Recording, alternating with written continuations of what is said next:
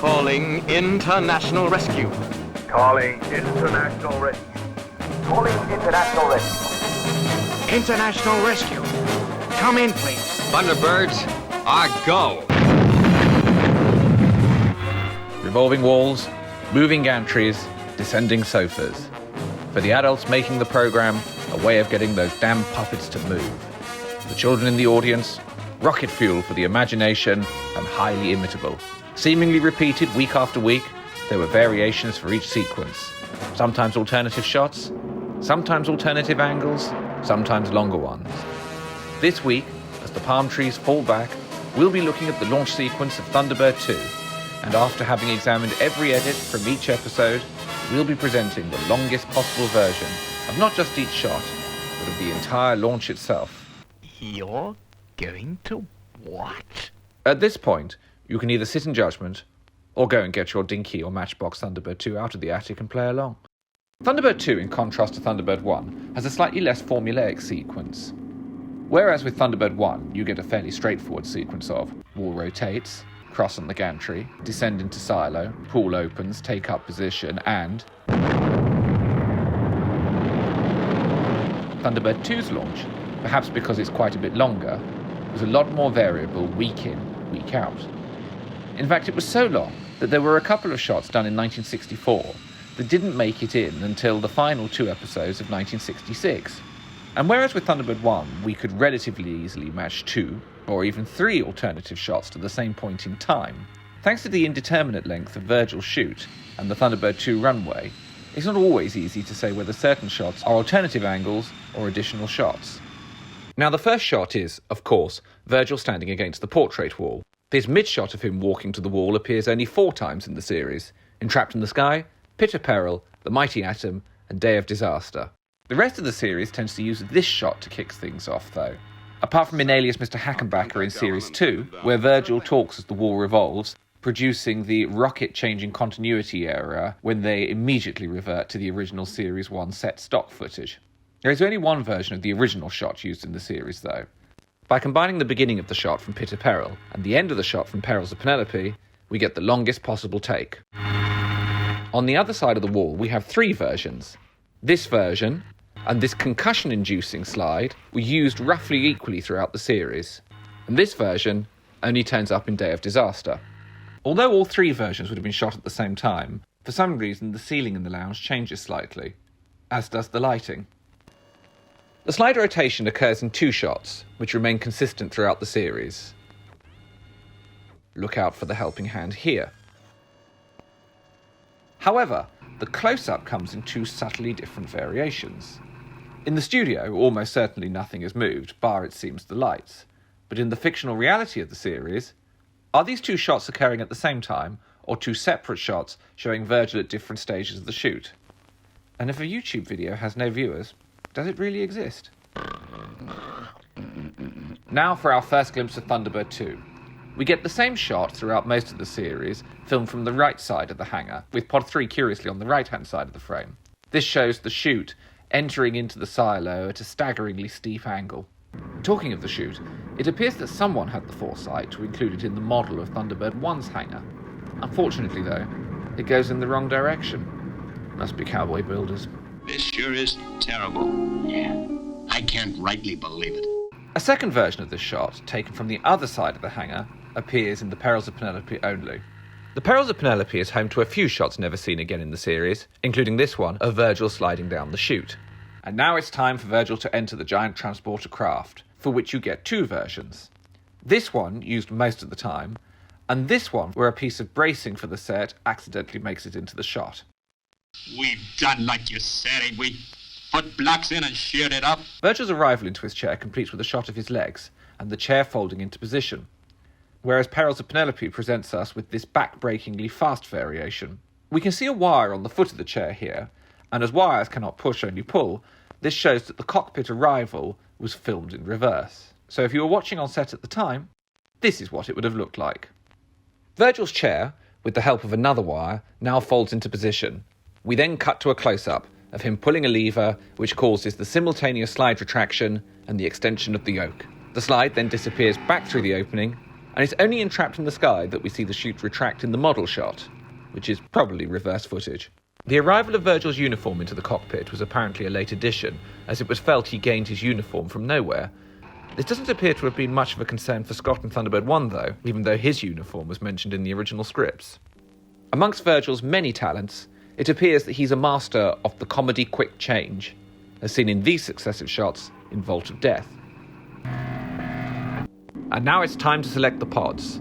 There were, as every child knew, 6 pods which could be loaded with an array of exciting equipment. Pod 3, the elevator cars. Pod 4, Thunderbird 4. Pod 2, a bed. Yes, the possibilities were endless. The arrival and selection of the pods was shot from 2 angles, with variants where each pod was selected. Possibly not the most exciting day's filming, admittedly. We then get a brief shot of Virgil pressing a button to begin lowering onto the pod, at which point the distance between the pods magically widens to allow the wings free passage.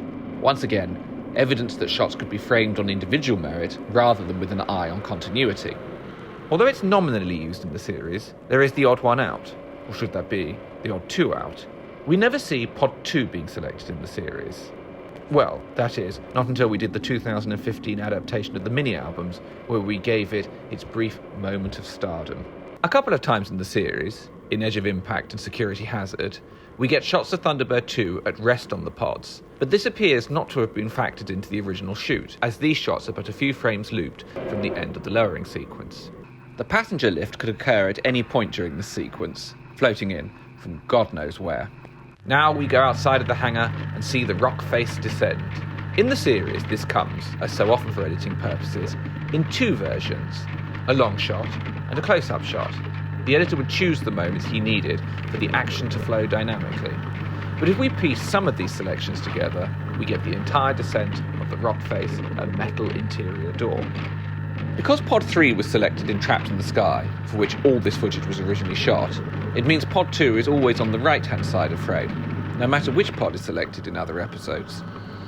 And then we hear for the first time the familiar whir of Thunderbird 2's engines. The sound effects were a key component of Thunderbirds, giving credibility and weight to these fiberglass models on wires. Many of AP Films' sound effects were bought in from outside libraries. However, John and Jean Taylor also provided a number of effects. John went to Little Rissington Airfield during production of the Super Mario Nation shows and recorded a number of dynamic, real-life aircraft sounds, from exciting planes of the past, such as the Vulcan and Comet. This is a Comet 4 taxiing past.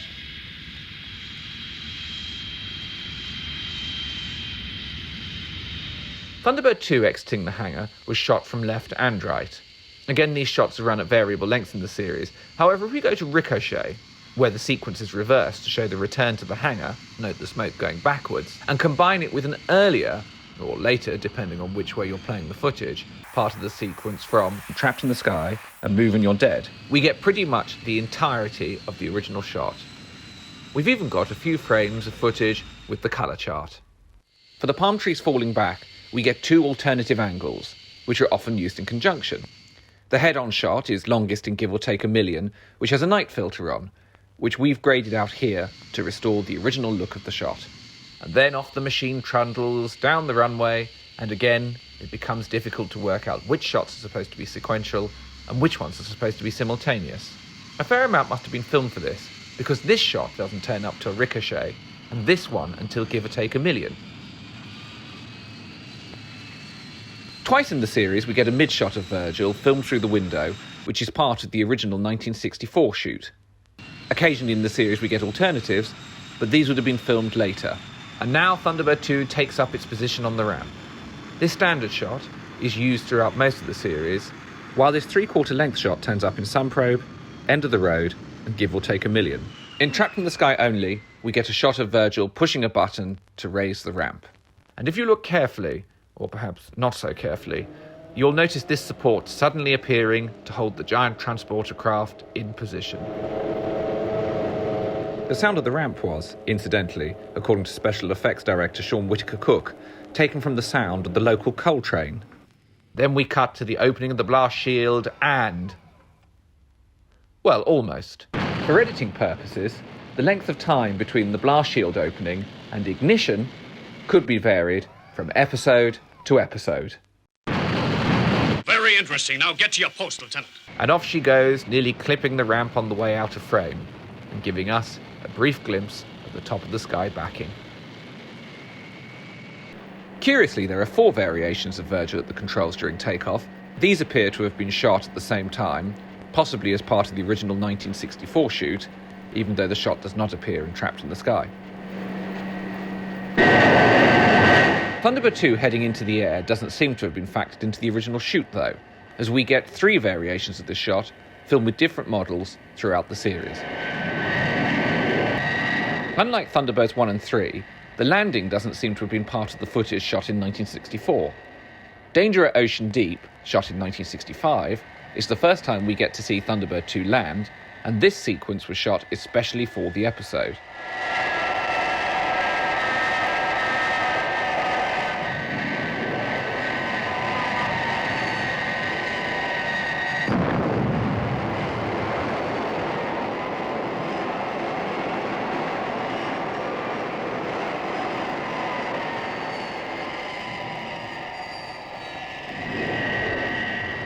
Oddly though, although the first shot of the transporter craft approaching the runway was reused in Security Hazard and Ricochet, the rest of the sequence was reshot with a different model for Security Hazard.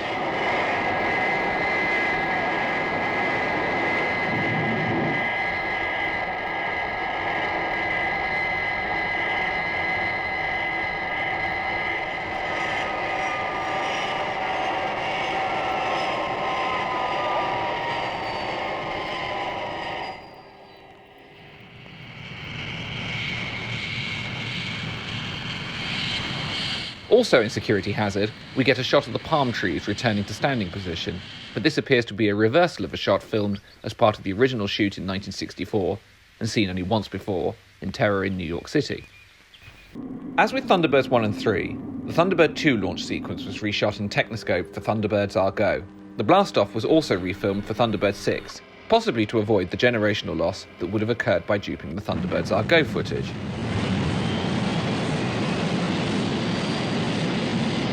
For some reason though, none of the reshot sequences look quite as good as their television counterparts. And now it's time to see the original sequence in its entirety, using the longest possible version of each shot.